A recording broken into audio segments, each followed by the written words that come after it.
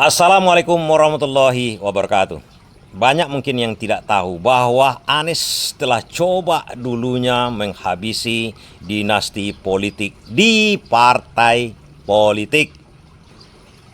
Karena menurut Anies, sumber masalah demokrasi kita yang amburadul sekarang itu dimulainya dari partai politik, khususnya di pendanaan partai politik.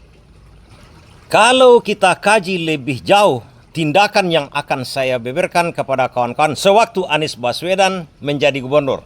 Karena sewaktu menjadi gubernur tentu saja skop dia atau lokasi dia cuma di Jakarta, tidak bersifat nasional. Tapi kalau seandainya Anies Baswedan menjadi pemimpin nasional, presiden yang punya kekuatan yang luar biasa di Indonesia ini, karena sistem presidensial kita ini sangat luar biasa di Indonesia ini. Dan karena Anies berkeyakinan sumber dari masalah demokrasi kita ini adalah partai politik, dia juga akan menghabisi dinasti di partai politik. Apa yang saya maksud dengan dinasti di partai politik? Kalau kita bagilah partai-partai kita ini sekarang, hanya beberapa partai yang tidak ada dinasti politik, yang betul-betul demokrasi dalam pemilihan pemimpinnya, dalam pemilihan ketua umumnya. Kita sebut di situ yang demokrasi seperti yang di Indonesia itu kita bisa sebut Golkar, PAN.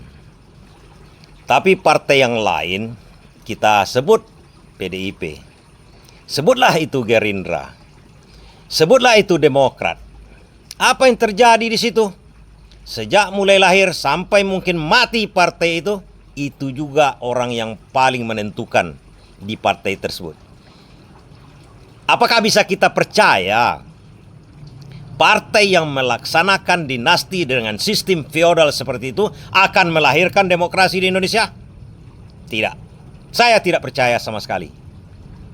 Seperti tidak percayanya saya kalau ayam itu akan menelurkan telur angsa. Impossible. Tak mungkin, kata orang Inggris kan.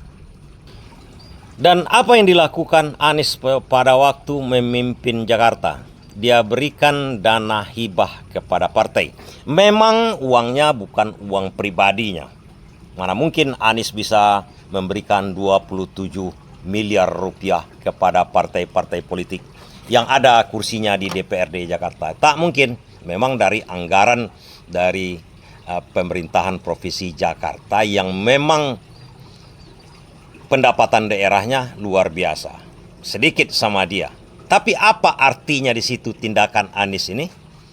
Dia bisa memberikan sesuai dengan wewenang dia. Dia bisa merubah arah partai politik. Dia bisa merubah kultur partai politik di Jakarta saja karena dia skopnya cuma gubernur. Coba bayangkan kalau sempat dia menjadi presiden. Jelas-jelas aturan-aturan perpartaian bersama dengan DPR dia akan rubah. Karena dia melihat sekarang ini kan, bisa kita lihatlah PDIP bagaimana dia cara mengambil keputusannya. Bukannya bermusyawarah, bukannya bermufakat sesuai dengan Pancasila kita, sesuai dengan undang-undang partainya, sesuai dengan anggaran ADART-nya. Tak ada satu kata bagi mereka. Tegak lurus pada ketua umum. Demokrasi macam apa yang dipakai oleh partai-partai yang sejenis itu? Sama juga dengan Demokrat, sama juga dengan Gerindra, sama. Demokrasi dari mana itu? Tidak ada demokrasi Pancasila itu, ada sila keempat namanya. Permusyawaratan, itu dipentingkan di situ. Ini pura-pura permusyawaratan. Tak ada sama sekali. Dan Anies sudah coba sesuai dengan kemampuan dia karena dia menjadi gubernur. Dan kalau Anies menjadi presiden, dia bisa merubah undang-undang perpartaian dan memberikan dana yang cukup. Artinya Anies bertindak seperti begini. Dia berikan dulu seseorang lapar. Partai politik itu lapar dengan uang. Rakus dengan uang. Dia berikan dulu. Kenyangkan dia dulu. Dia kasih uang. Yang halal. Supaya dia jangan cari yang haram. Kalau dia udah mencari yang haram lagi, habisi dia. Itu artinya kalau dia menjadi presiden. Tapi kalau dia menjadi gubernur, itulah yang bisa dilakukan dia. Memberikan dana hibah. Memang uang negara. Karena pendapatan asli Jakarta itu besar, sebagian dihibahkannya untuk partai-partai politik. Itu artinya agar partai politik ini tidak neko-neko, tidak berbuat kejahatan.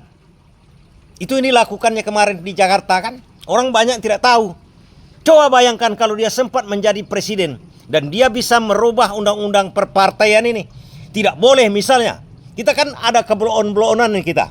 Presiden, seorang tokoh pemimpin nasional paling tinggi di negara ini dibatasi jabatannya sampai 5 tahun. Kemudian boleh berulang cuma satu kali periode lagi. Tapi untuk pemilihan seorang tokoh, seorang sosok presiden itu dilahirkan dari partai yang memakai sistem dinasti, sistem feodal. Apa artinya itu? Bisakah ayam bertelur bebek? Bisakah kambing beranakkan sapi? Tak bisa.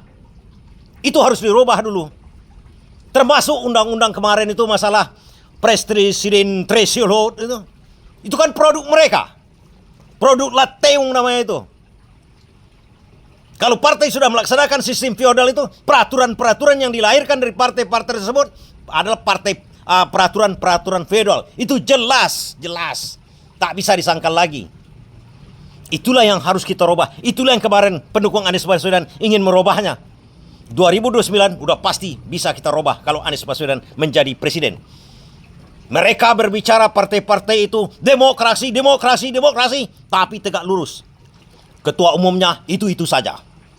Surya Paloh, Caimin, Megawati, SBY, Prabowo. Apa artinya itu? Sontoloyo. Maafkan saya ya. Terima kasih.